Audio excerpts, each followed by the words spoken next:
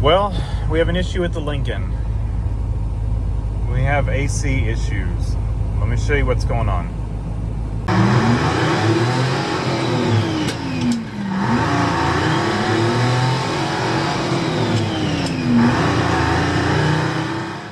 All right, future me here, and I wanted to hop in here and just at the beginning of this video and just tell you my thoughts.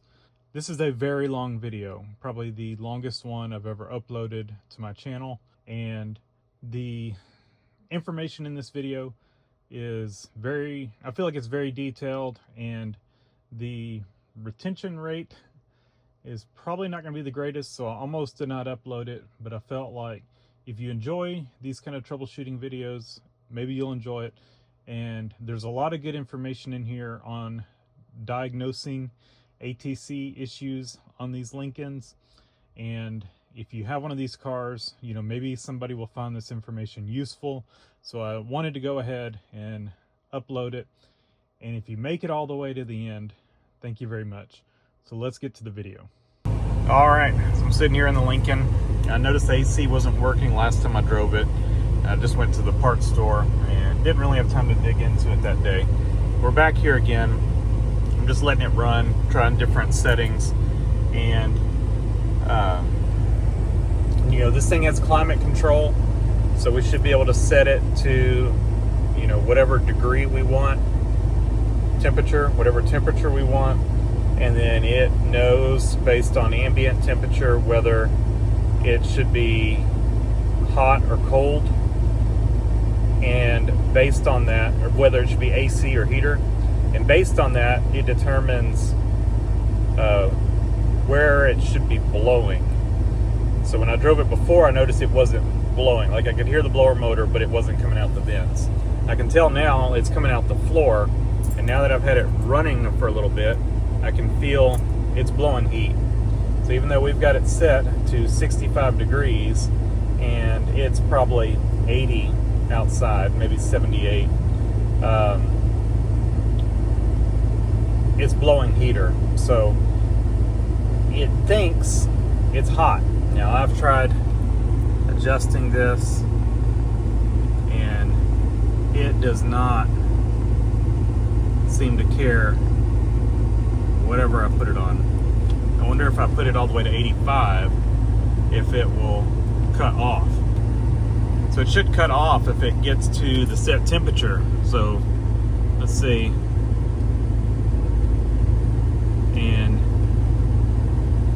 Or it should at least slow down the blower. It's not kicking on the AC compressor. And so my thought is something is going on with the sensor that it uses to detect the temperature, if that makes sense. The inside car temperature. I have to kind of remember where that is, but I think there's a hose that connects right up here, and it goes through that temperature sensor. And when this thing, it's supposed to suck in, when the blower motor is going, it creates kind of a vacuum and pulls air in and runs it past that sensor. And that's supposed to tell it. I'm gonna have to turn this off because it's getting hot, because the engine's warming up. We'll just cut it off. We know what's going on. So I think what it's doing is it's telling the climate control. This thing is not smart at all. It's very analog. But basically, if we treat it as smart, it's telling it, you know, it's 30 degrees in the car or whatever temperature. And so it's just saying, okay, we do heat, and yeah, and that's what it thinks. There's also an outside temperature, I think, that plays into it. I'll have to pull out our manual. Okay, on page 36-73-6 of our Volume 3 electrical. we have the automatic temperature control system makes use of 2 temperature sensing devices called thermistors. For its operation, figure 6. That's what I was talking about, that tube that goes down, and there's a sensor and an aspirator. I don't know what the aspirator does, but anyway. An ambient sensor is located in the evaporator case to sense temperature of the incoming air. The second sensor is located behind a grill in the instrument panel to sense passenger compartment air temperature. The resistance of these sensors changes with the temperature and provides varying electrical values to the ATC box. The sensors are wired in series with the temperature control rheostat. When the combined resistance is low, the ATC box will call for cool air. When the combined resistance is high, the ATC box will call for heat. So if it's high resistance, what if it came unplugged? The ambient sensor is encased to provide a thermal delay and prevent the system from following momentary changes in the ambient air temperature. The passenger compartment sensor has the greatest effect on system operation. It samples the passenger compartment air, drawn past it by an aspirator. I don't know what is the aspirator. Passenger compartment sensor aspirator is built into the distribution system to draw a sample of passenger compartment air through an opening in the instrument panel. Past the sensor, the system ensures maximum sensor response time to the passenger compartment temperature changes and samples the passenger compartment temperature at a location as close to breathe level as practical. Right up here. That is this hole I was telling you about, right? I think this looks a little different, but yeah, it's right there. It goes down. It's hard to tell where it's actually located. It's down in here somewhere. And then the tube, like where is it actually, is that actually this? And it is attached directly to this. Like if we pull this panel down, is the switch up in here? Kind of looks like it. I think that's made onto it. And then, right, the sensor's here and the tube just goes down to the blower motor. The sensor's not down there. Okay. Testing. We don't need to test vacuum. We want to test, I think our vacuum is fine. Let's see. Again, I think this is all vacuum, right? We want to continuity test, functional control switch continuity test. Okay, I think we're gonna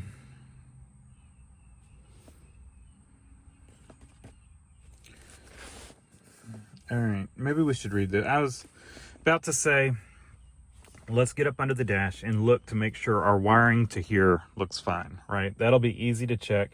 Make sure nothing happened, and maybe we just unplug the plug to this and plug it back in and test it out. Because this is we can get to this without taking anything off, right? That's the low-hanging fruit, I guess. And then next step will probably be to pull this panel down. It's just a few screws, and we could check the connection there and probably do some ohm test. But let's read through this. If you don't want to hear this, just fast forward. But I'm going to read through it. The resistance of the passenger compartment and ambient sensors should be tested together with the control assembly rheostat to determine if they are operating properly. A quick functional check of the sensors and rheostats can be made with the engine and system operating. Move the temperature control lever to 75 and the functional control lever to the high position for this check. Hold a lighted match close to the passenger compartment sensor opening in the instrument panel. If the system should operate on full air conditioning operation within 15 seconds. If the system does not respond to this functional check, the sensors in the rheostat should be checked for proper resistance values. And we can do that, but yeah. I think we can just say that that's probably, we probably don't need to do that check, because it's not changing anything it does by moving this. So either this is not functional or our temperature sensor is not functional, because we are moving this all over. It should at least change blower speed, or it should do something when we adjust this temperature, and it's not doing anything. So either our values, our temperature values that it thinks are so out of whack that we are off the scale of our temperature here. You know, like I said, it thinks it's 30 degrees, and so it's, no matter if I put it on 65 or 85, it's just going to blow full heat, right? I guess technically if we did the lighted match and it was just I feel like we're dealing with an open circuit maybe. But anyway, use the following procedures to determine if the sensors and rheostat are operating properly. The resistance of the sensors change with the temperature. The vehicle and sensors should be at approximately 70 to 80, which we are now. And the temperature control rheostat should be properly adjusted for accurate testing results. Referred to adjustments. Temperature control rheostat. Disconnect the battery. Set the functional control lever to the off position. All right, we are in off. Set the temperature control lever at 75 degrees. Done. Disconnect the black 8-pin electrical wiring connector from the ATC box. Okay, now's where I guess let's go get an ohm meter, and I'll set up under the dash. Well, I'll get under the dash, unplug that. It's in this corner here. I should be able to get to it without pulling anything off, I think. So we'll just go through this test procedure. I think that's probably, yeah, let's just do it. This is good information. This is what we need, and this will help us from going down wrong paths. Well, there's the ATC box, and I think I'm going to have to pull the glove box to actually get to the plug on it. So we may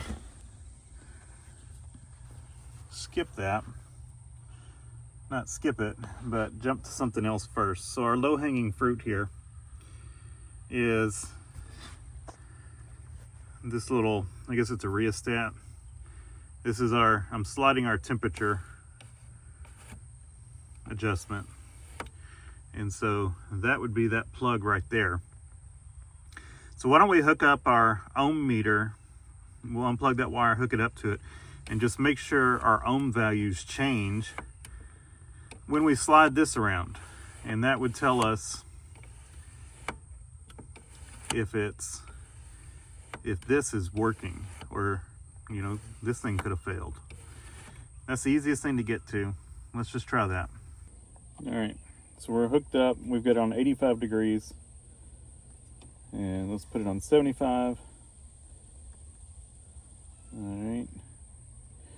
Now we can look in our book and see what the value should be. And then we're down to 4 ohms. So that tells me that is working. All right, black connector. Of course, you can see our glove box is out. There's no way we could have gotten to this, I don't think, with the glove box in. Black connector, and we need to check resistance. Hold on. Let me plug our little rheostat or whatever back in. All right, that's plugged back in. And according to the instructions here, the manual, we are going to unplug the black connector. We need this set off 75 degrees, right? Blah, blah, blah. Disconnect the black 8-pin electrical wiring connector from the ATC box. Connect an ohm meter between the green wire of the electrical harness and ground. All right, green wire and ground. So ground, just go right here to the body or the dash, and that green connector. And we have 1.4 ohms. We need to be thousands of ohms. We should be, is this a good connection? We have 0. Is that a good ground?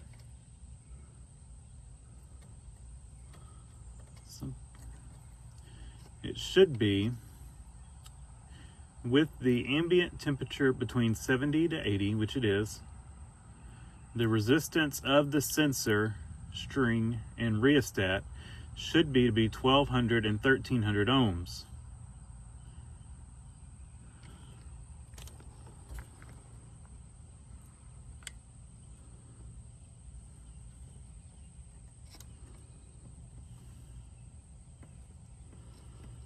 We can check and make sure that ground is good. This box should be grounded.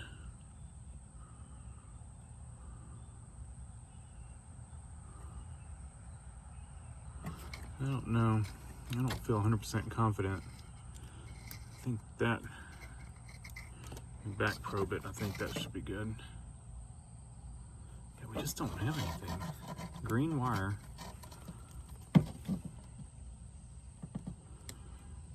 I mean, that's in there. That box should be grounded. It's a metal box screwed into the firewall. And it should be grounded. We got nothing. So, to me, that says we've got something that's completely failed. And this connector hanging down here is for the glove box. This one wasn't ever connected to anything. And so we've got a broken wire, or one of our sensors is completely failed, or something is unplugged. So let's see what the instructions tell us based on that. Okay. Blah, blah, blah, blah, blah. If the resistance measured is somewhat higher or lower than specified, the resistance of individual sensors and rheostat should be checked. To check the rheostat, measure total resistance. I think the rheostat, we're going to be fine. I think we were within these values. I mean, we're close to it. We're open loop, so something else is going on. Rheostat, well, you know, it could be slightly off, but we checked that. I know they were somewhere within these ranges. So to check the resistance of the ambient sensor, goodness, I can't talk. To check the resistance of the ambient sensor, disconnect the 2 terminal connectors at the sensor and connect the ohm meter across the 2 terminals. Okay. All right, where is this stuff? So I think I know where one of them is, right? And that is not in this diagram, right? Where is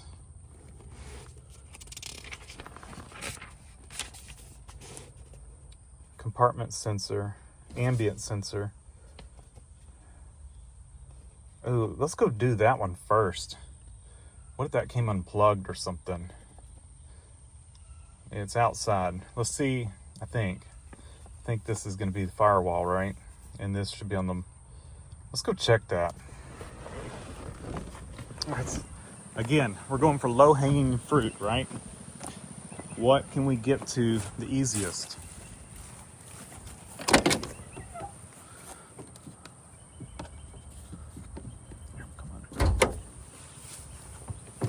What if we had a mouse or something get up under here, get up under the hood and chew that wire?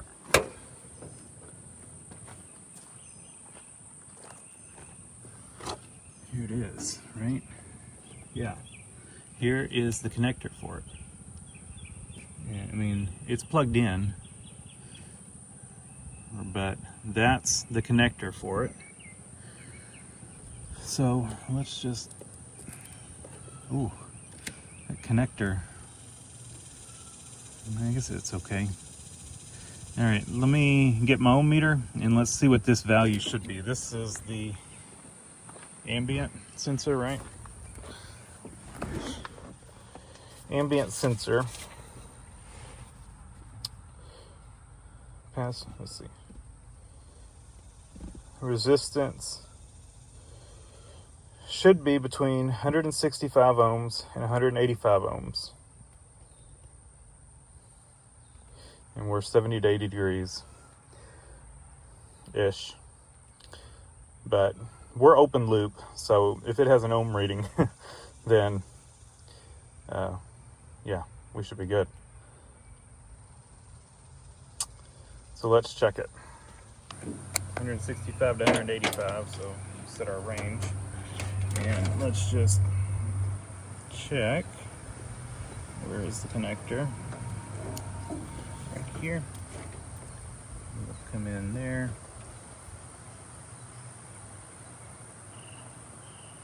172 ohms. It's good. All right, that one's good. Let's go passenger compartment sensor. We're gonna pull part of the dash apart. Huh.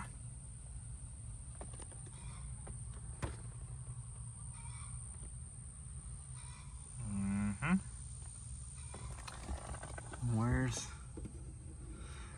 All right, that's not where it is.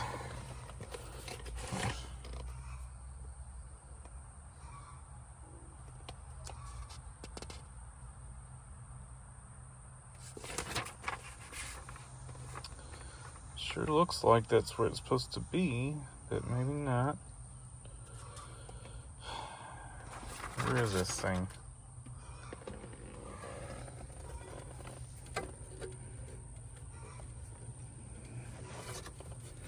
Is it under the dash somewhere? It's got to be. There's a tube that hooks up to it, so maybe we follow the tube. It looks like it goes down to the blower motor or somewhere in the box. All right, here's a tube, right? Ah, there it is. Okay, undid the wrong thing, so let's pull this panel off. All right, I was wrong. It's not right there. It's right here. On this panel, there's that, and it goes up to that sensor. And I feel like I'm just gonna reach up under the dash and see if I can feel the plug for it and unplug it instead of trying to take it out here and pull it out. It's plug's gotta be, well, I don't know. It's, what is that? There's some kind of plug that is not plugged in. I don't know if that goes to it. I can't tell. Thing is, there's plugs on this thing that are just not plugged in. What does it look like in the picture? We can tell much about the plug. I don't think we can. No. Oh, it should be on a cord. So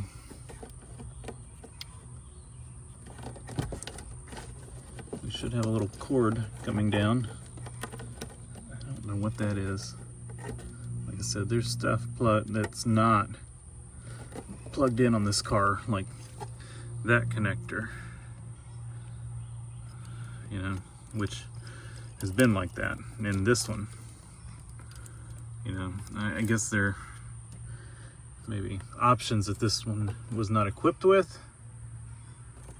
What could that be it? I don't know. I guess let's go ahead and just undo these two screws and try to pull this thing out if we can and see what color wires there are. I can't see up in there. I think we're just going to need to pull it out at least where we can see better. Well, this thing was a pain to get out, and Ford, I guess, was worried about it coming unplugged, so they actually had a tie wrap looped through here between the connector, holding this thing together, factory tie wrap. So yeah, that was fun, having to get up in there, and I ended up just pulling on this end of the wire to get it unplugged. I've tried to get to the other end, and I've kind of cut my hand up on the dash lip here, just up here, up. Goodness, I can't, y'all are zoomed in or something. There we go. Up there. And whoa, what a mess. That thing is hard to get out, but we got it. And I guess it's probably fine after all of this. And we've got a wiring issue. But let's see. To check the resistance of the passenger compartment, blah, blah, blah. Wait. No, I didn't read it enough.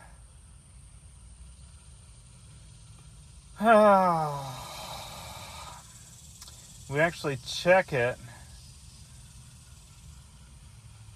This is the passenger. Is that the passenger compartment? Oh man, I didn't even have to get this thing out of here.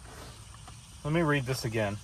To check the resistance of the passenger compartment sensor, rheostat must be satisfactorily checked first.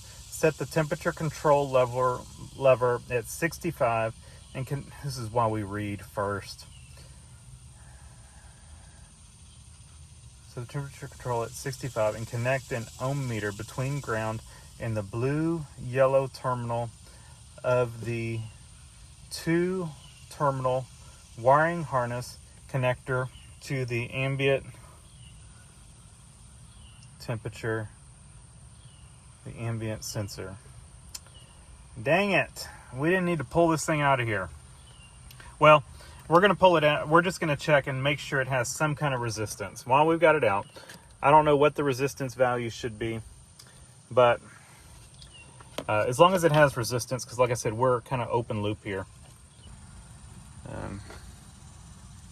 792. So going through that, it should be 750 to 900. So I would say that that is correct. I think our next step, let's plug it back in and we'll run the check like we did. We've checked every piece, so I think, unless we just had a bad connection somewhere, but I don't know, it looks fine. I don't see any corrosion or anything. It looks like a nice, good connection. So we will plug this thing back up. There's no issues with it. We pulled it out for no reason. And then we will run the actual check. Why did y'all let me proceed without completely reading through that section? Or did I even read it at all? Did I read that? If I did, I did not. It did not click. I just assumed we had to. You know what happens when you assume. So let me get this thing installed again and we will check.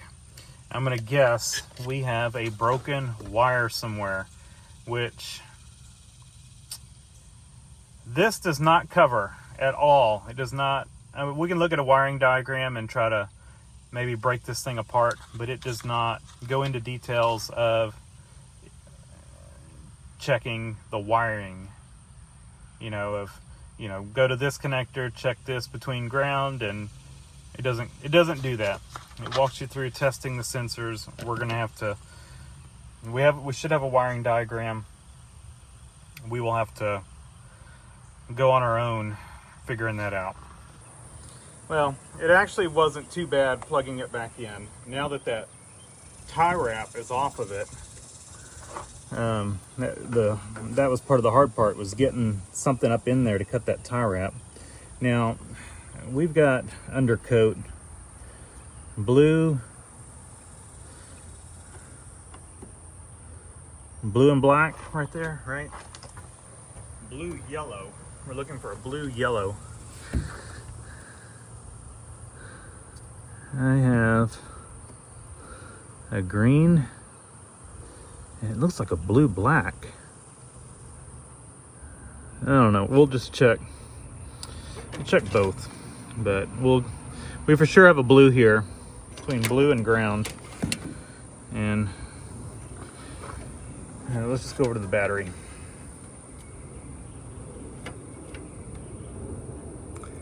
(807 ohms. So our wiring, that's good. Our wiring from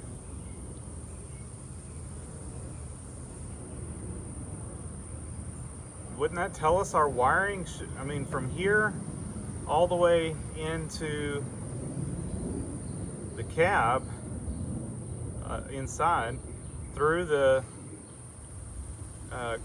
passenger compartment sensor is good. That's a good sign. Now,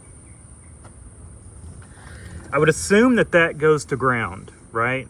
That would have to be testing through to our ground side. Now, what is this side? Can we test from this to that green connector? Is that right? So if we're here and we're connecting through, it did say we would have to test the rheostat first, I think. So that means that's going through the rheostat. Maybe we should check the terminal on the other side of the rheostat. Maybe that's where it grounds.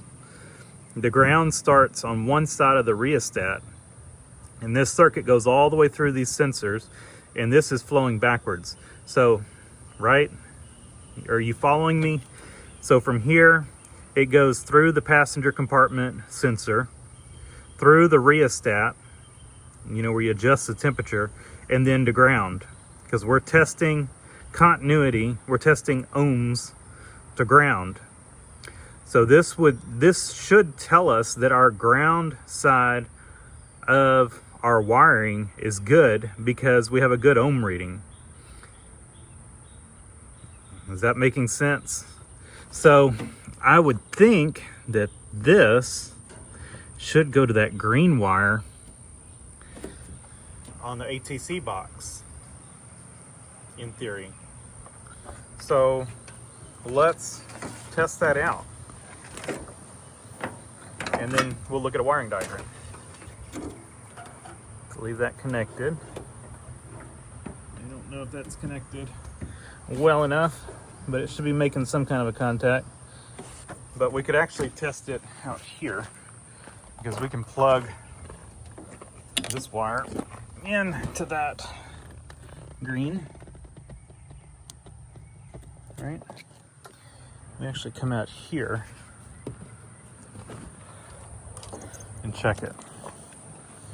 And we'll double check this with the wiring diagram. But I got nothing.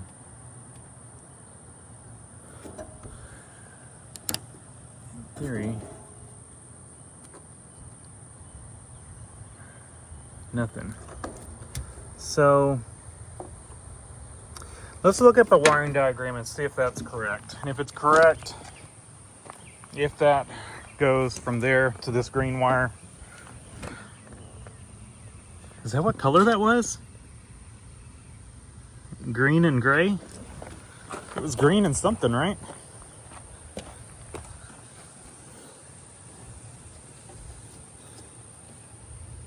It's green and yellow.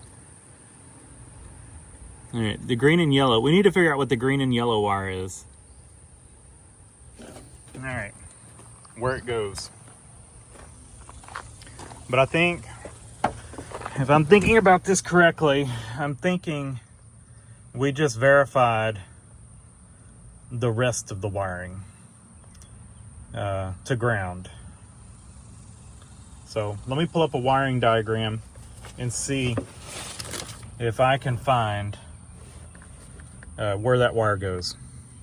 All right, this is what we were looking for. So we came out here to the ambient sensor and we checked on the blue-orange, right? So blue-orange, it goes through the in-car sensor, comes down. This is the, let's see, in-car blue, it goes in that, it comes out to white and orange to number 12. I guess that's a connector, maybe, a big connector. I'm not sure. But I feel like that's the rheostat. So if it goes in 12, white and orange. Do we have a white and orange here? Yeah, white and orange, and then a black. I guarantee that black goes to ground. Yep, black goes to ground. All right, that side of the circuit is good. That's how I thought it functioned, right?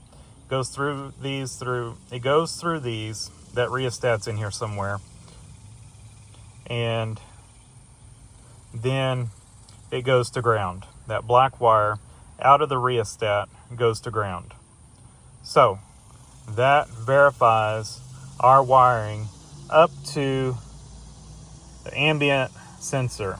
Now, the green and yellow is what we need to concern ourselves with. Where does it go? So it comes over here and it ties in to green and yellow, number 16. It also comes down to number 8. Now, I don't know what number 16 is because I don't see it anywhere. Just like number 12, we don't see it.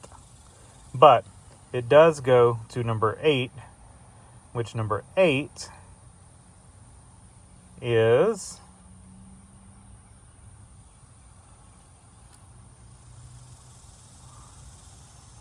I think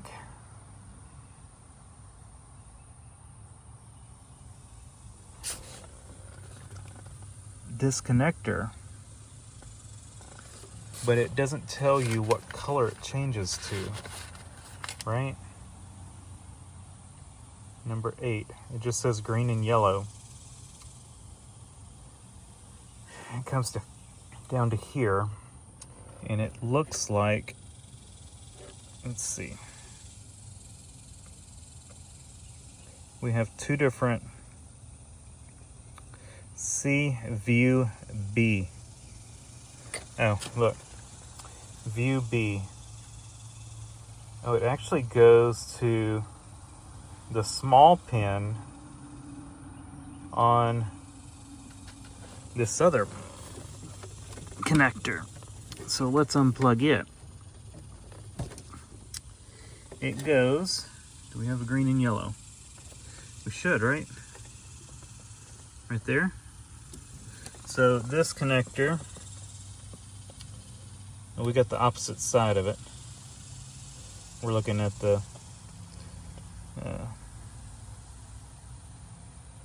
it should be the one next to the blank pin.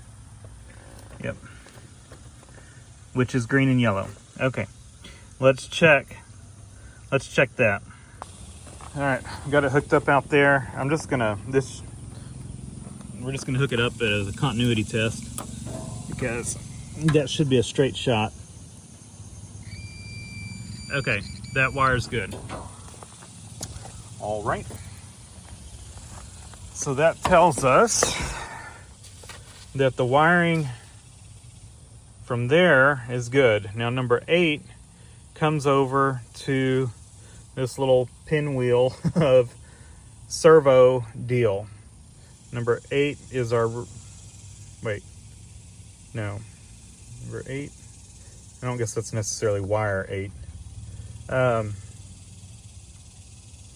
Where does our green and gray come in? Right?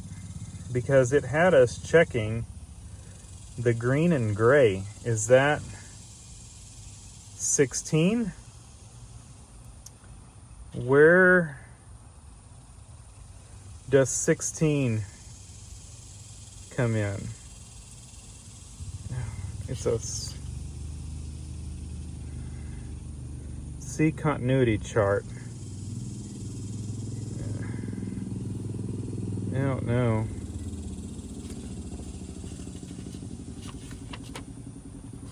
I do not know. Oh, to the control head. I'm assuming that would be the control head. So maybe we should unplug that. I actually have another one that's broke. Let me go grab it and we can just look at it and see if any of the wiring makes sense looking at it without having to get up under the dash. All right, so I think this is making sense. I think, yeah, that green and yellow ties in to this wire, 16, and it goes through, is that this? Or is that the, I think that is this. It could be. So what happened with this one, the high blower did not work. This is the one that was on the car. I took it apart to try to repair it, and I'll be honest, I couldn't get it back together. It had failed, and yeah, I couldn't get it back together, but it was bad anyway. I felt like I had nothing to lose. So we've got 16, should be a 3 connector wire, 3 connector plug. We have 2 different 3 connector plugs. 14 is pink and green. We got a pink. Not to say that the wiring stays the same, but we've got 3 different 3 connectors. Let's go up under the dash and we will try to make sense of it, but it's got to be one of these. We could have a failed switch, but maybe it, man, it's hard to believe though that it would be in this.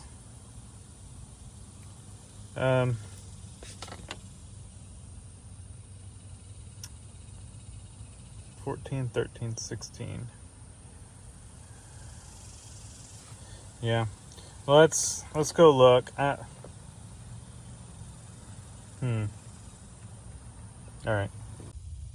All right, we're looking up here for our green and yellow, and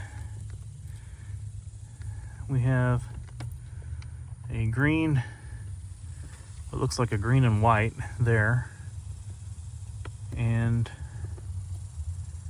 that one looks fine.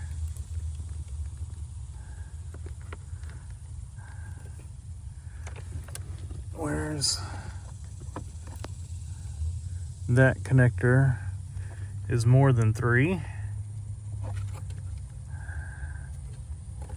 There's a blue connector that is also more than 3. Where is our, here's on top, we have a connector that looks like it has our green and yellow, but is, I'm gonna get both hands on it and try to get it unplugged and see what we can tell from it. Then we have whatever this thing is. I don't know what that is, but it looks like it has a green and yellow going to it as well. What is it? What is this thing? Is that our green and yellow? Sure looks like it. I don't know. We may need to see what that thing is. But I'm gonna at least get our other plug undone and we'll test the wire there. All right, so we need to go from this over to that over there. Let's see what we get. I'm hoping y'all can see. This is turning into a mess of a video. To be honest, it's more time than I wanted to spend on this. All right, you hear it?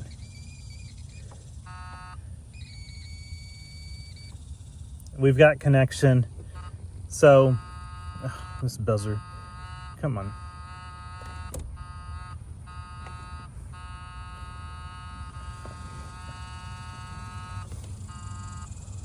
Okay,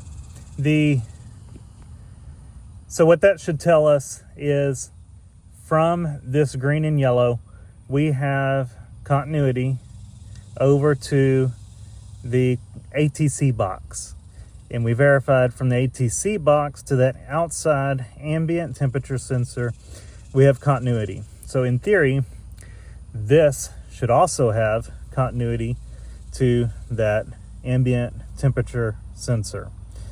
So that verifies the wiring, at least on that circuit. So we either have a problem, I think, in the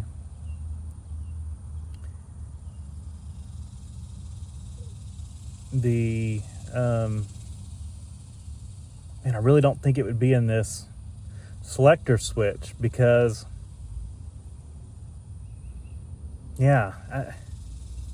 we need to figure out why it has us test the black wire green gray, because where does that wire go? Because at no point have we found that wire. Like we have not tested, we have not seen that wire in our diagram anywhere except at the ATC box. Why does it have us testing temperature or the sensors with that wire? Where does it come into play? Because that is where we're missing our continuity, right? Because all of the rest of this test out fine.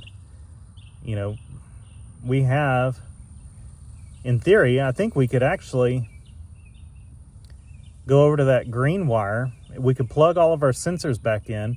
We could go to that green and yellow wire and test continuity to ground, I bet. No, wait. Well, we should be able to, I think. Let's try that. Let's leave this unplugged, because in theory, we shouldn't need it plugged in, I don't think. So we'll leave this unplugged. We'll plug the ambient sensor back in, and we will just test continuity to ground. I think that should work. Let's see. Okay, so we're still plugged in to that green and yellow. Let's go to ground, right?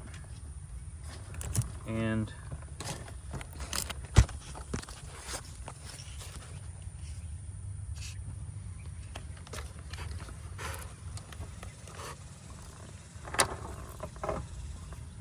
yeah, so that tests good. What is the green and gray?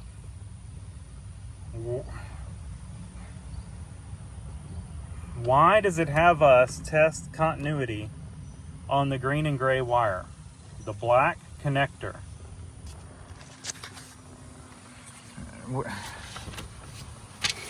Where does it go in with those ambient sensors?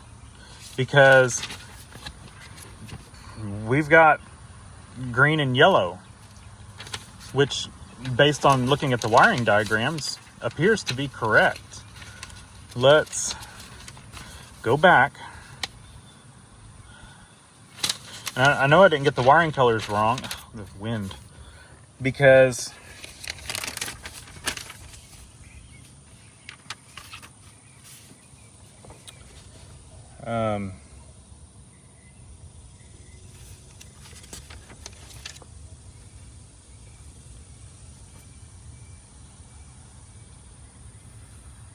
it told us to unplug the black connector. Let's see. Use following procedures, blah, blah, blah. Disconnect the battery. I didn't disconnect the battery, but set the functional control lever to the off position. It's still in off position. 75 degrees. We're not at 75 degrees now, but... And disconnect the black 8-pin electrical connector from the ATC box. Connect an ohm meter between the green wire of the electrical harness and ground. Right? The green connector on the black, there's only one. Let me read this again. Connect an ohm meter. Oh, stupid thing. Connect an ohm meter between the green wire of the electrical harness and ground on the black 8-pin wiring connector.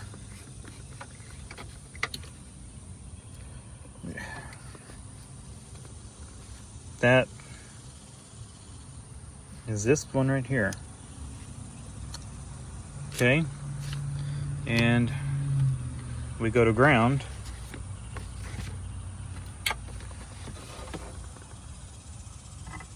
And we got nothing. But where did...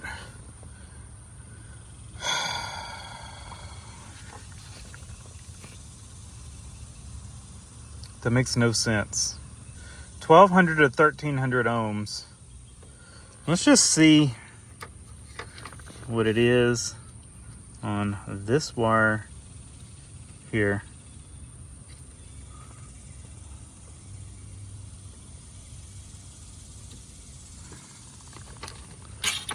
All right.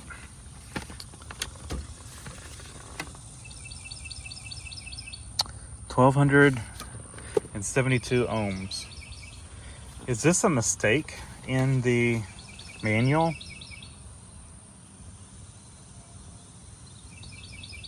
The disconnect the black 8-pin connector. 1, 2, 3, 4, 5, 6. Man, we have been chasing black 8-pin connector. The black connector is 6 pins, and the red connector, or brown, whatever you want to call this, has 1, 2, 3, 4, 5, 6, 7, 8, 9 connectors. Huh.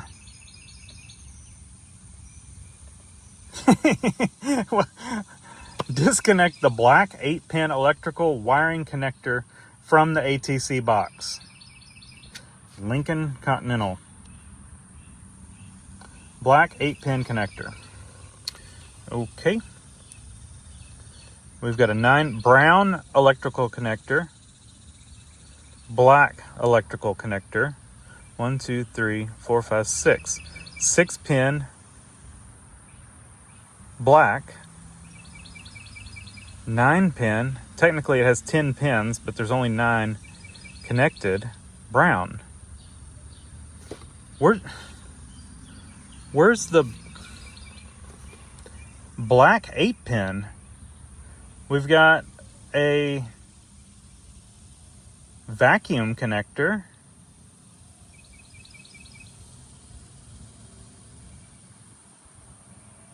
Are they referring to a connector inside the box?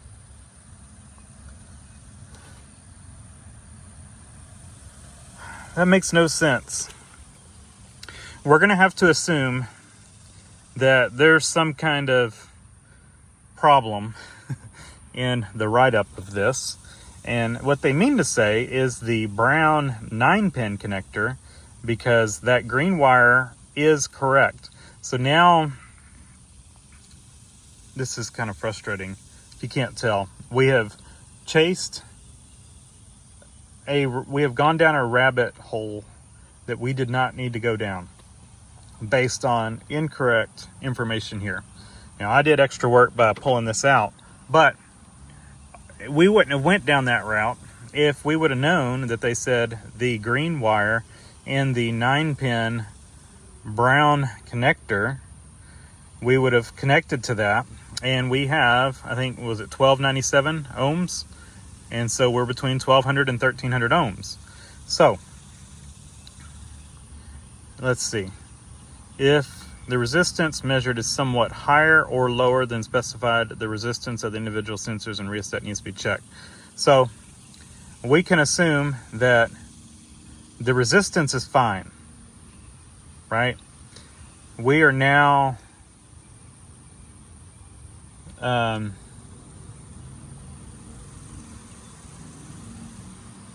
trying to think this through.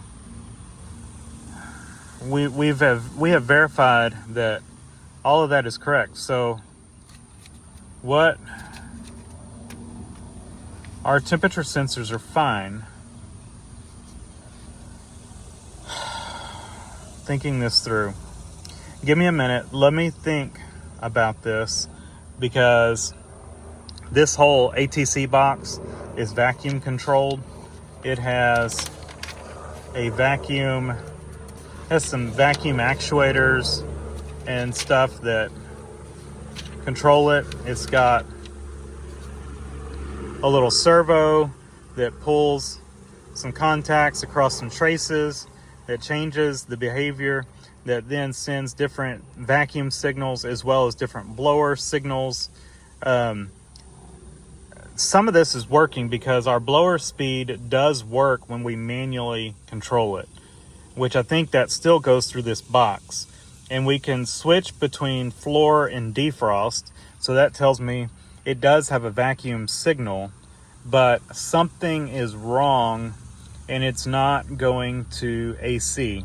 So I think let's pull the cover off the box, take a look, but I may need to, man, we have wasted a lot of time here. Maybe y'all have found this useful if you're trying to troubleshoot issues on yours, but we went down a large rabbit trail that we did not need to go down. Rabbit trail, rabbit hole, what did I say? It's rabbit trail. So let me read through some of these and see if we have a scenario that matches, and try to figure out where we go from here, because our temperature sensors are fine. The wiring for the temperature sensors is fine. Our rheostat is fine. All of that is correct. We are telling it what to do. It has the correct temperatures, right?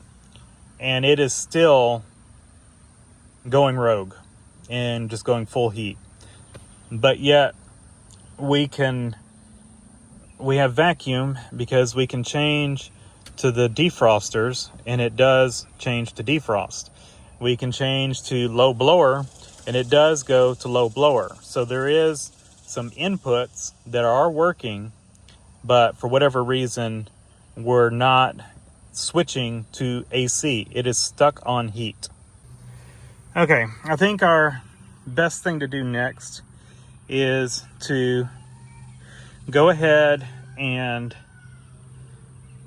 try it out. We've messed with wiring. What if it was a bad connection? The other thing we can do is we can monitor the operation of the ATC, because I've taken the cover off. And so maybe that'll tell us something. But let's start it up. Let's go over to high blower, and we are still on defrost.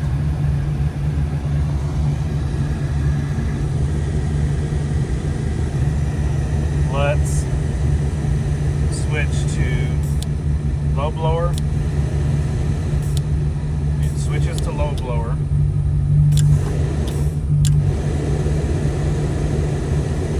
Defrost.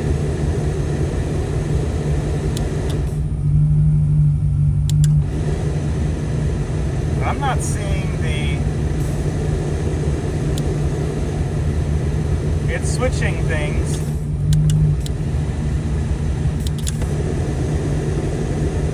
But the little vacuum motor is not doing anything. We're gonna need to see. No, y'all can't see anything.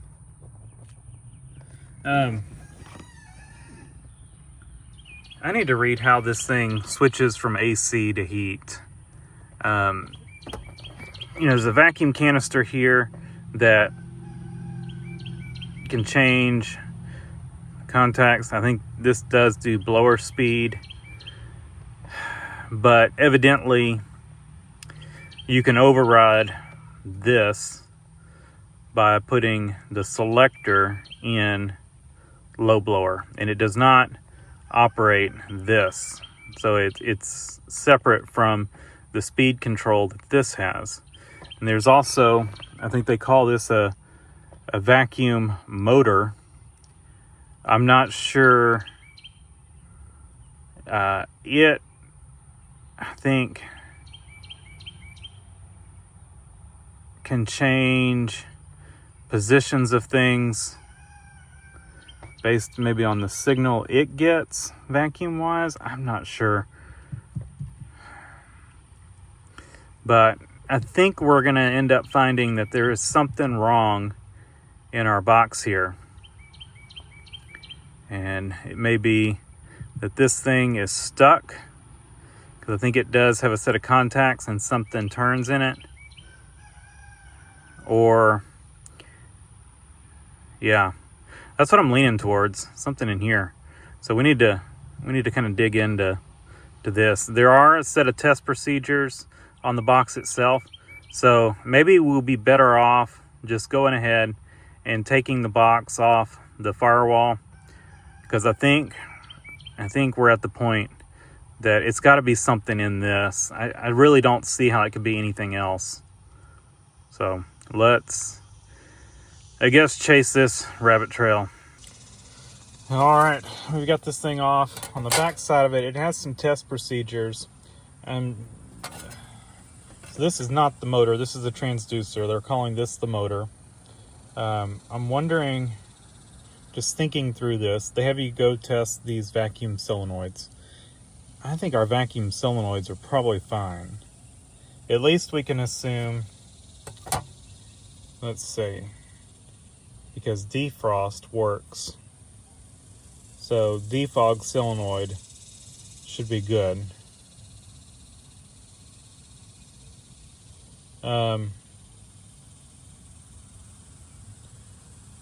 We need a 9-volt.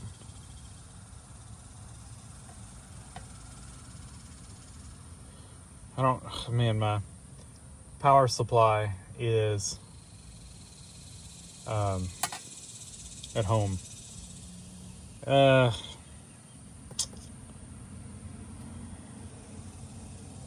We may have to take this back to the house and do these test procedures, because I can look and see if I can try to find some kind of a 9-volt power supply, just like a brick.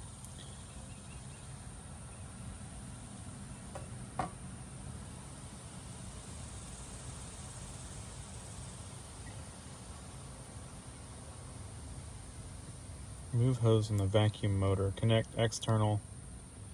I think we can do some of these vacuum checks. So we can see if this vacuum motor works. I am kind of curious on that. We can unplug it and just make sure it works. I'm not sure the function of the transducer, but if I had to bet that something has failed, I feel like I would bet on that transducer being our issue, but we can't say that for certain.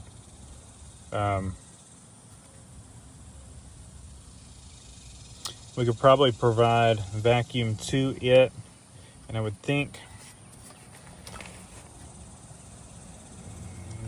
when it gets vacuum, it should change which one of these are terminating.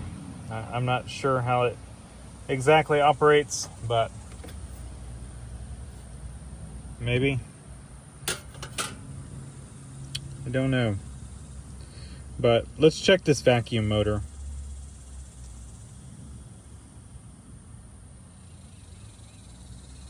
And just see if it works. And if this is bad, like, I have no idea. Like, if a component in here is bad, what do we do? I mean, a rheostat we could probably replace, but something else? This trace doesn't look the best. We could test that. It looks like it's gotten hot or corroded, but it looks still intact. It looks better at the motor, or not at the plug. So I think we're not going to unplug that, but we could come in on that wire and test that over to here somewhere. Everything else looks good. Yeah, like I don't know what we would do if this is bad. I really wish we did not have climate control in this thing. Let me get my little hand vacuum pump. We will test this. I've had this thing apart. When high blower motor did not work, I did some tests on this and determined it was that switch. So, yeah.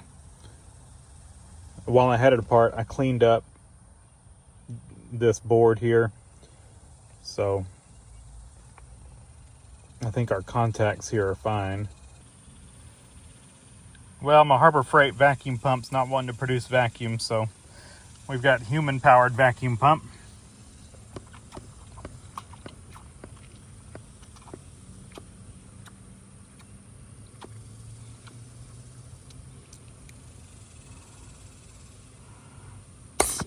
All right. That part is fine. Let's hook that back up.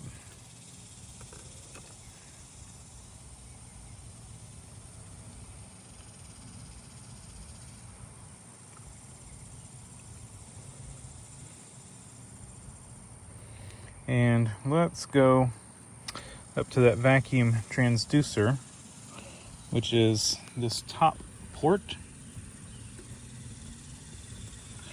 Let's just check it for vacuum.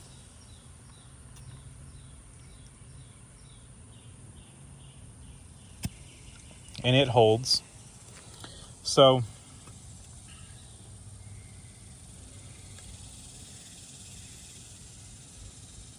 yeah, I'm gonna have to do some reading.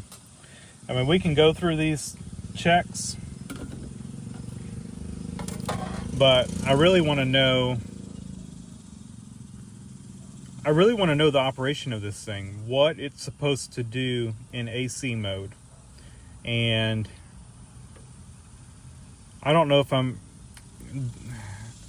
kind of feel like I need to understand that a little better. So I'm going to read through the manual and see if it mentions anything about how this thing functions for AC mode, like which solenoids are active, what this transducer is doing. I kind of would like to know that, and I don't know that I don't know that right now.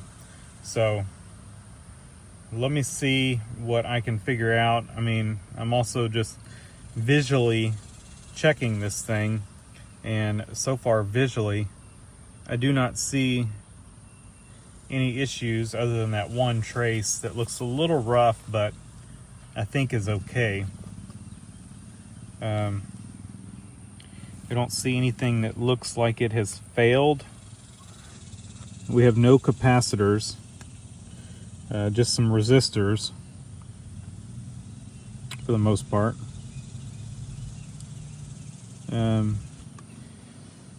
So yeah, I don't know. Okay, so done a little reading, and look, so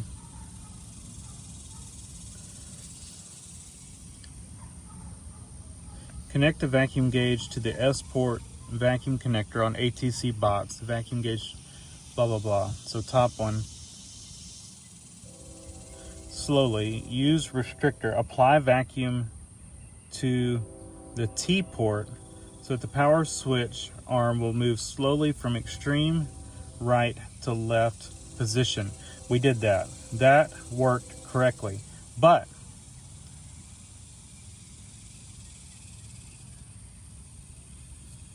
that tells us that the way AC operates is from extreme right, right? This is heat. All the way over here will be AC. So, what does that tell us? That tells us we could have, I think, let me just think this through. I think this is our blend door, right? Yeah, I'm just thinking this through. I bet if we connect, I'm trying to think of how we would do this. If we connect, that's our inlet, this to that, we bypass this thing, plug it all back up, I bet we will have AC. And if that's the case, then we know we either have a problem with the signal going to the transducer or the transducer itself. So let's do that. All right, that's all we've got. We just looped that in here. That should give us full AC in theory. What we want to make sure is the AC comes on and it actually blows out the vents. That would confirm that what this does is it gives signal, and this T coming off right here is for the switch between floor, technically maybe floor and these vents. I'm not sure, but if that doesn't work, then we could have some kind of an issue still with some of the circuitry, in that it's not powering one of these solenoids and also not doing the transducer, or the transducer's failed and it's not powering one of these. I don't know, but I need to know something. So we're gonna start with this, and yeah, we'll see what it gives us. All right, what do y'all think? You think it's gonna work? I kind of feel like it may. All right.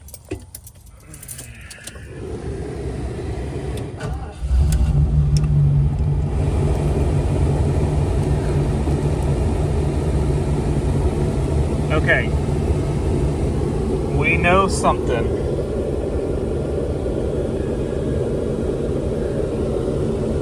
We have AC, it's blowing cold, but it's coming out the defrosters. So, that tells us something. It tells us that the vacuum motor is not getting power. It's definitely, compressor's definitely got to be on.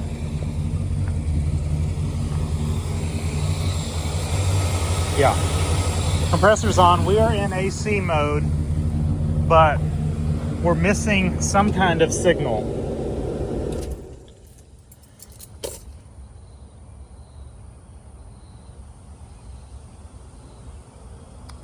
I don't think we would be dealing with some kind of fuse issue. I guess we should have checked that. Okay. Now, the transducer,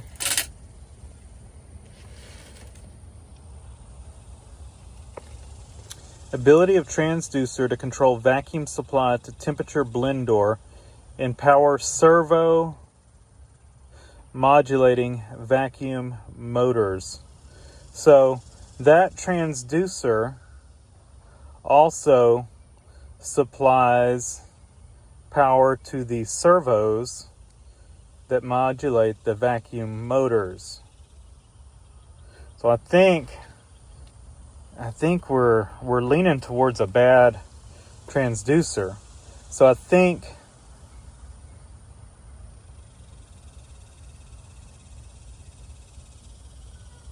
we need to test the transducer. Man, if that thing is bad, like, I seriously do not know what we would do, because there's not going to be a replacement for that. You know, this stuff is not going to be available. I just put one screw in this thing to hold it in.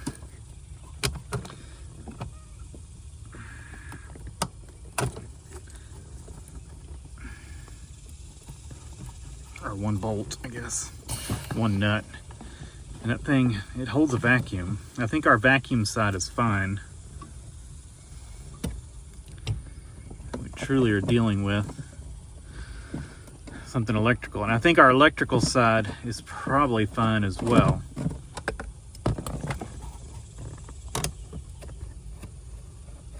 I think we are dealing with a failure in the ATC box.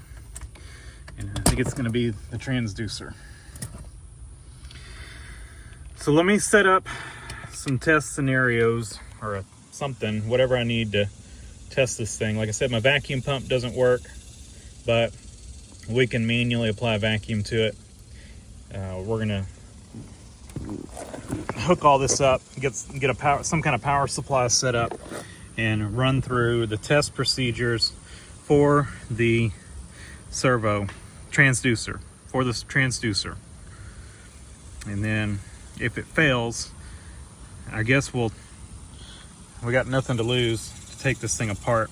So I don't forget, top brown, then white or tan, and then bottom black if we need to undo the wiring to it. But yeah. All right, so we are set up. We've got a little power brick, switched our vacuum lines that we kind of bypassed or redid to do our testing, switched all that back, and basically I've read through our diagram. The test procedures in the book tell you 12 volts, but the actual test procedures on the ATC box says do not apply 12 volts to the transducer, except for short periods of time. It says 6 to 9 volts. So we've got a little power brick over there we're monitoring the voltage on it. We got 8.4 volts, and we're just tapped into it with some jumper leads. And basically what we're going to do, we need to cap off port T.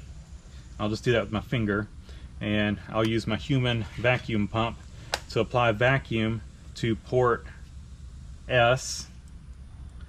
And when we do that, we should be able to apply a ground to terminal number 1, and this should go all the way to the left.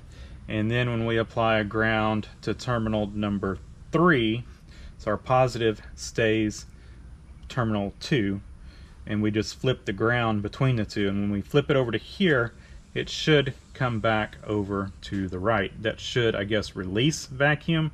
So I'm not sure what position it's in now, but let's just try pulling a vacuum. Okay, I can't, it's in a off position or whatever. I can't pull a vacuum. So let's see.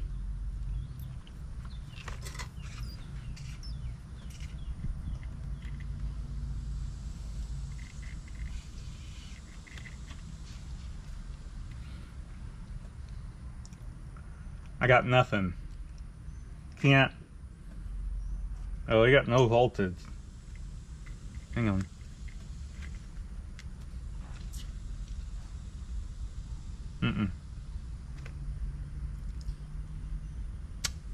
I can't pull vacuum through it. Let's try it in the other position and just see what it does.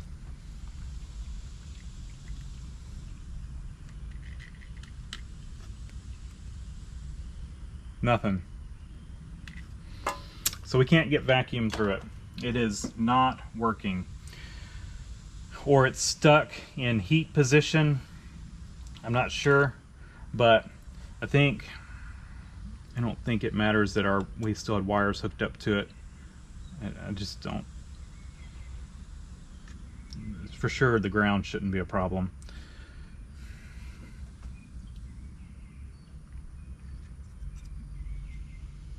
But I think that's telling us there's something wrong, failed internally with this deal or something. Let's just try one last time. Positive here, our voltage is good. We should be able to ground here and pull a vacuum. And it should suck this over.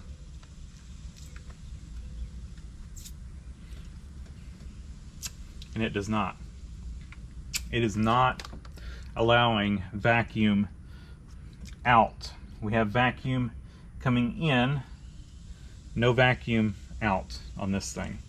It is stuck or something. So to me, that tells us that I guess we can try taking this thing apart.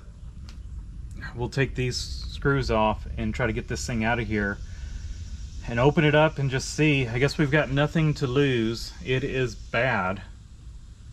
Something has failed with it.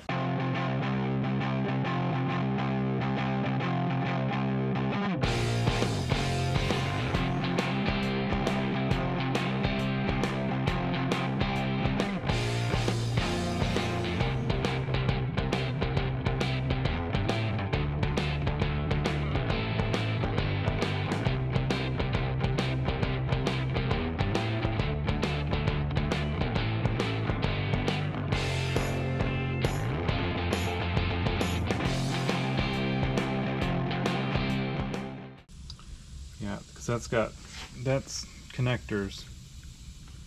I don't think we want to take that apart.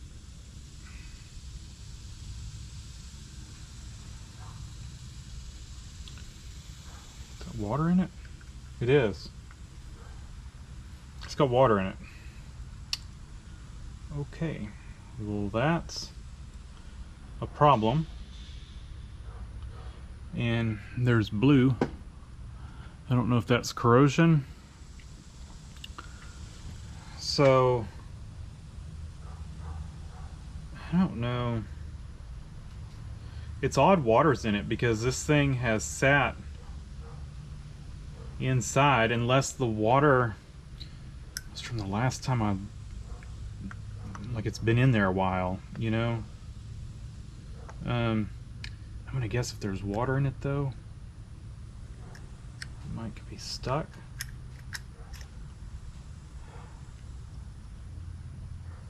Ooh.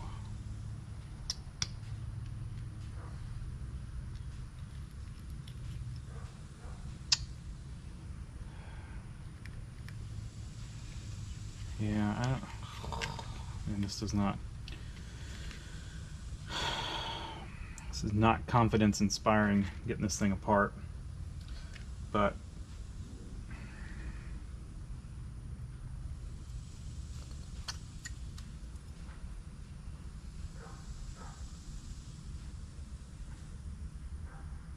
center that back up.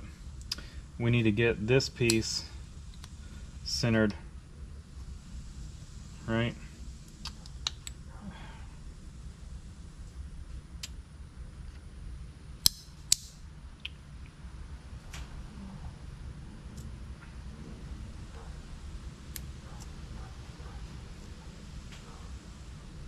Come on. Nope, nope, nope.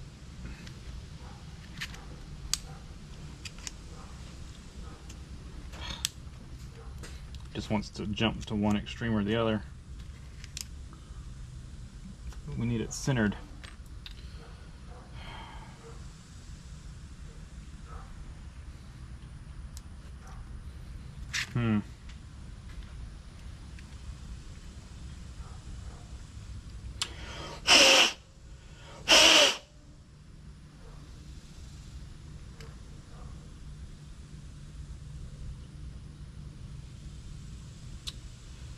I'm gonna see if I have some deoxit, and I'm gonna try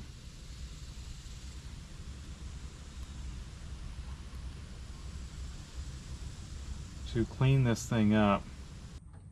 All right, I'm gonna try to quickly get y'all caught up because I've got a lot of footage here that really didn't accomplish anything, but just to try to make this a little bit shorter, we have no continuity from here to here. So that is why this transducer is not working.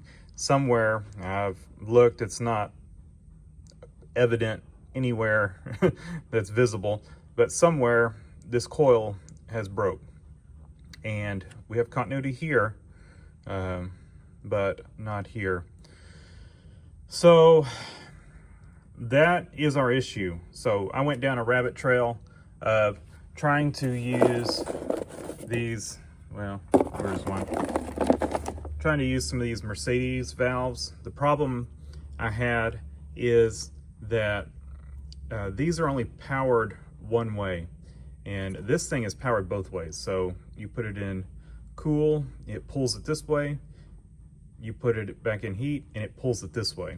Whereas these rely on spring pressure to turn off or on, and then they vent in the off position. Problem I'm having is the way I'm having to use them, I need to keep, let's see, I can use this diagram to help show us. So our vacuum comes in here, it goes across to this transducer. In cool mode, this thing opens up, the transducer opens up, and it sends vacuum to this vacuum motor. It pulls it off, and then you put it in heat, and it vents the vacuum that is on. It pulls the valve the other way, vents the vacuum that is in here, but it seals here, keeps this part sealed off. And if I put this, if I remember right, I did this 2 weeks ago. If I remember correctly, this is the vented side. Let's check real quick. Okay, yeah.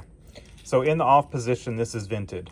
So we would need our source vacuum coming in here, and then this on this side, right? And so if I do that, it will work. Like it will, it'll work in heat mode. And then when I switch to AC mode, it works, but I can't switch back to heat.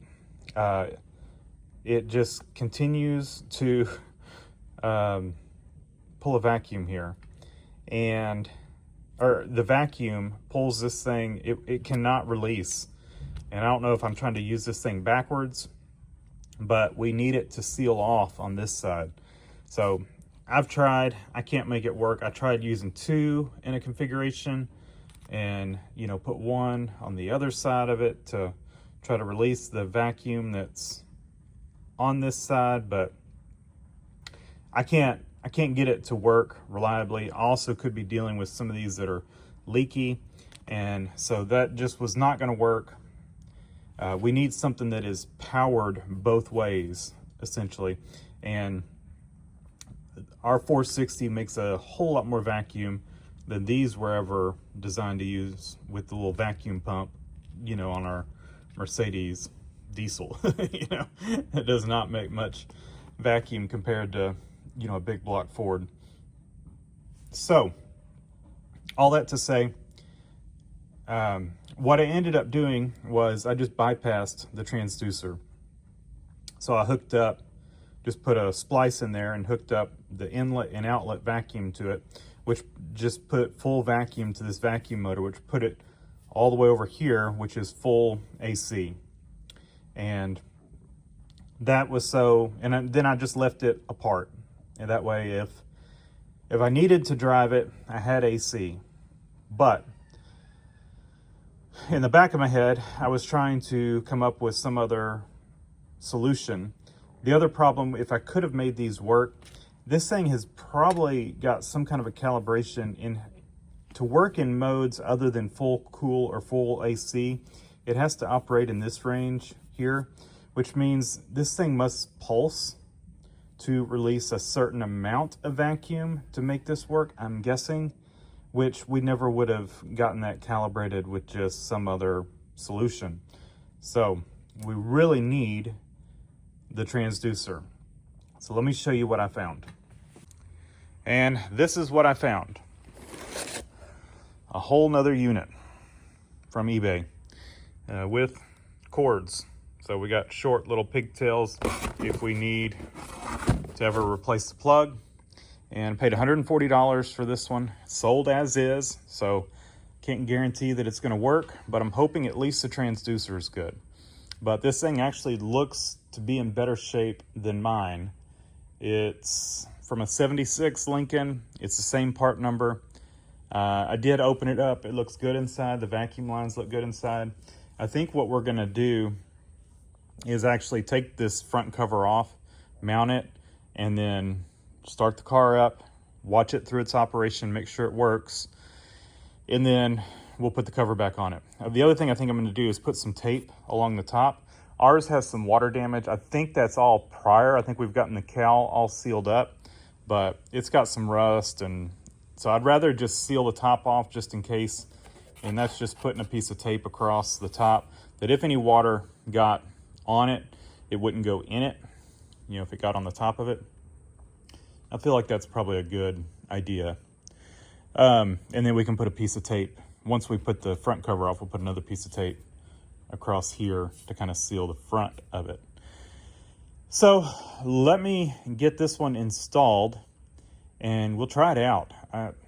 I figured I paid $140 for it. I felt like that was a pretty good deal. So that gives us all the other parts that are in this thing. If, you know, the rest of mine is good. It's only the transducer that's bad. So I've got extra vacuum solenoids, the ones that go to the vents. I've got that vacuum motor that operates the actuator. I've got that whole circuit board that the motor pivots on. I've got all that stuff that's good in mine that can be spares. And that's worth a lot in a vehicle that parts are getting hard to come by for. So I figured this was good to have. Hopefully the vacuum transducer is good. And as long as the rest of it's good, we're putting this one in whole. We're not trying to take the transducer out of this one and put in mine. We will just put this one in ours. I will go ahead and make an adjustment on our temperature control because I think we're going to want that since we had that adjusted on the other one. I don't think there was anything wrong with our other one. I think we just needed to calibrate it for our liking. So I'm going to go ahead and adjust this to where we had done it on the other one to get us a little more cool air. So I'm going to do that real quick, and then we're going to go throw this thing under the dash and see if it works. All right, you can see looks quite a bit better inside than mine did. I'll show you mine.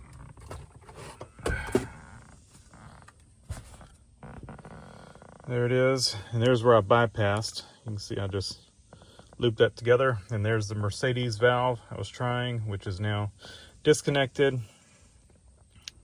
That will not work. So Yeah. That one to me looks quite a bit better.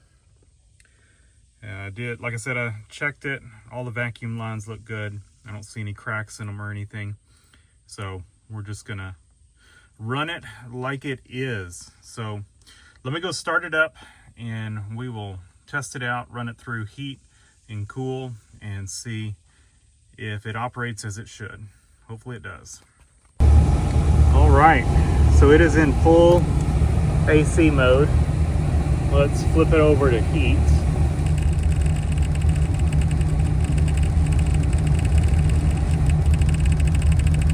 I hear that little valve operating. Come on. Oh, it did. Did it flip? Hear that little clicking? That's our transducer. I don't know. Let's go. It's pretty hot outside. I may not even be able to get heat with our adjustment that we did. It does switch to floor vent.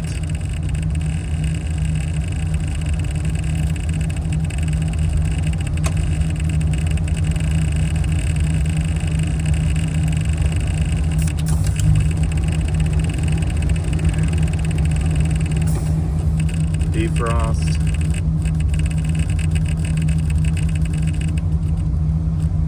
Back high. I don't know. It's good enough for me. Like I said, it's in the mid 80s, and so I'm pushing the temperature over to here. Let me cut this off. All right. So here's what I think's happening here.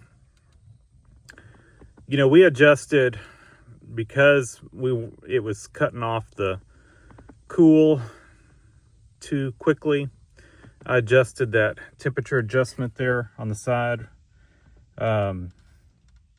offset at 10 degrees, which makes the scale, our scale is 65 to 85, which technically makes our scale 55 to 75. And the reason being is because it's hot here. And in the wintertime, which I ran this thing in the wintertime with that adjustment like that, maxing it out to full heat at 75 was plenty of heat for wintertime here. That blew hot out of the vents. It kept it comfortable. So I was good with that. And in the summer, it kept the cool blowing, because this thing would stop blowing. You know, it would kick off of high blower when it thought it was 65. It was still hot in here. So I made that adjustment and I'm happy with it. And I made that same adjustment to this one. And so I think what we're dealing with right now is it's in the mid 80s, mid to upper 80s right now. Even if we max that thing, I say mid. Let me check. I'll give you the exact temperature. It's 80 degrees right now. So if I kick it over all the way to 85, that's technically 75. It's still going to be blowing cold.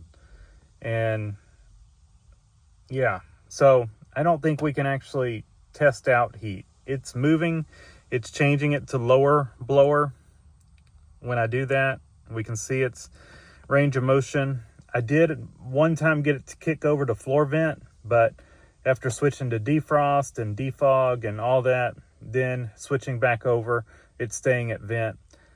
I don't think I can technically, I guess I could readjust our thing over there, but I'm just going to leave it. I think it's working, and if we end up having an issue, once we get to wintertime, I don't mind readdressing this and taking a look, but yeah, I think it's working just fine. So we're going to call this a win, and I'm going to wrap this thing up. I'm going to put the cover back on. I'll throw a piece of tape, like I said, on the top, just in case some water or something got in it. We don't want it leaking down through the top. Like I said, I think I've got this cowl sealed up, that any water intrusion that happened on the other one happened prior to us repairing the cowl. So I would guess that's probably where it came from, but just to be safe, we want to try to keep this thing sealed up. So give me a few minutes. I'm going to wrap that up, and then we'll wrap this video up. All right, there we go. I'm going to start it up one last time and just make sure it still works. And as long as it does, we'll put the glove box back in. Hopefully y'all don't fall over when I start it up.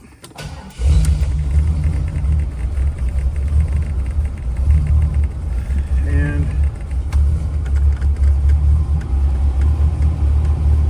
we got full blower.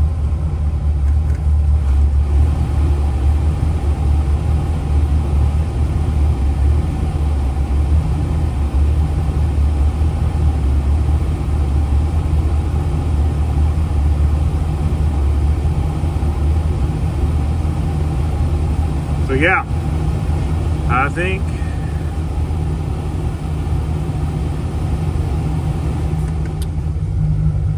back to vent, high blower.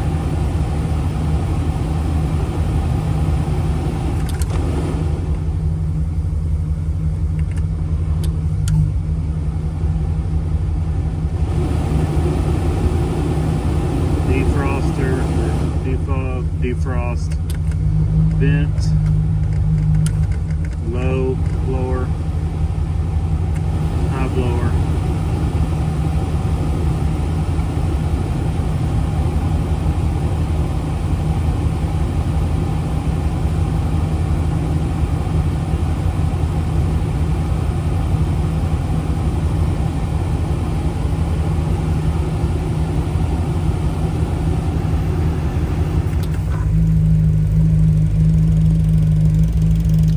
Just testing all the positions, and I think we are in good shape. So we've got spare parts if we need them. I think, yeah. I think this was our best option in this scenario. I still kind of wish this thing did not have climate control, but oh well. You know, it seems to work. It just, to me, it doesn't work as good as it could, but it's better. It's better than it was with our little adjustment. So at least it stays blowing cold air. Anyway, this video is a long one. Hopefully, maybe some of the troubleshooting steps I went through is helpful. If you don't have a factory service manual, maybe you can find some of that information useful. I would recommend trying to find a manual though. If you've got one of these, there's a lot of good information in there, and apparently some wrong information that sent us down the wrong rabbit trail. So anyway, that's it. Thanks for watching. Leave a comment down below, hit the like button, and subscribe for more. One quick side note, the blower works a whole lot better than it ever has.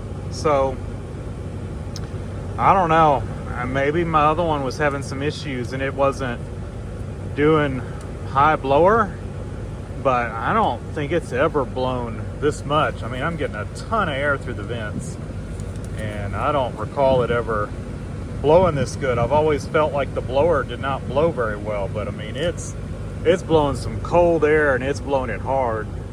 So I think we had some other issues going on with our other unit.